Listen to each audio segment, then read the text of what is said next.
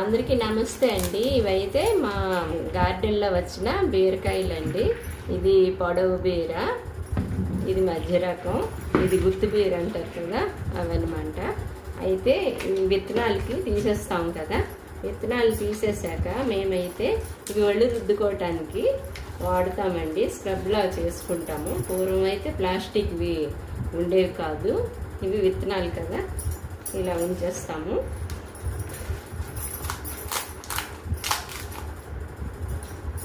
ఇది ఇలా వచ్చేస్తామండి, ఈజీగా వచ్చేస్తుంది.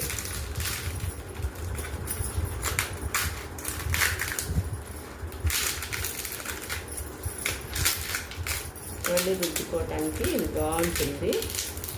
మనం వాడేసాక కూడా భూమిలో మట్టిలో కలిసిపోతుందండి చక్కగాను. వస్తాయి, ఈ స్క్రబ్గా వాడుకోవచ్చండి. చక్కగాను వాడాక ఇలా అయిపోతుంది. ఇదైతే మట్టిలో ఈజీగా కలిసిపోతుందండి. పర్యావరణ కూడా మంచిది కదా ఇలాగైతేను.